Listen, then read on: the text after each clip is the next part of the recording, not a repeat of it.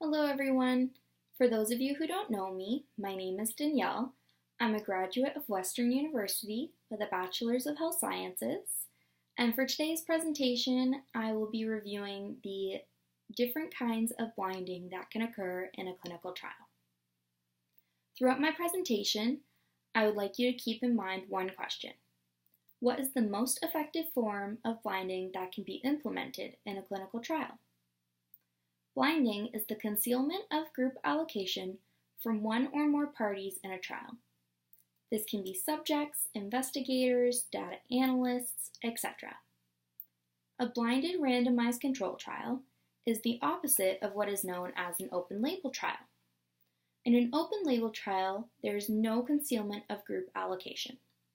Therefore, if I were a subject in an open-label trial, I would know which group I am assigned to, whether that be the placebo group or the treatment group.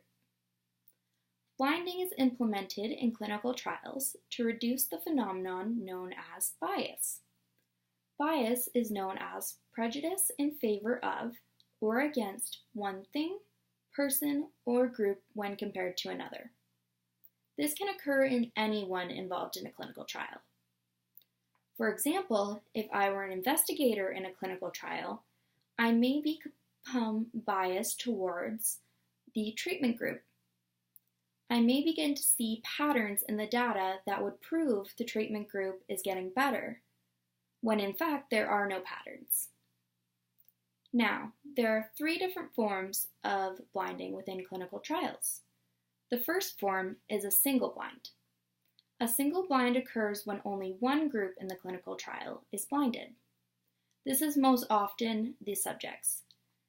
This form of blinding usually occurs when there is a need for the investigator to know which group the subjects are allocated to. For example, in a surgical trial, the investigator needs to know which procedure the treatment group is having versus the control group. However, this form of blinding only eliminates bias from one angle. The investigators are still open to bias. The second form of blinding is a double blind. This normally occurs when two groups are blinded, and usually this is the subjects and the investigators. Now, this can be flipped, so it's the investigators and the data analysts, or the subjects and the data analysts. There are endless possibilities. This eliminates bias in at least two groups and can control the trial better. The final form of blinding is a triple blind. A triple blind occurs when all groups in a trial are blinded. In my example, this would be a subject group, an investigator group, and a data analyst group. This eliminates bias across the board. However, this form of blinding can get very messy due to the fact that there's always someone needed to know the group allocation. This would need to be a person not directly involved in the trial, and this person would be responsible for the randomization of the trial.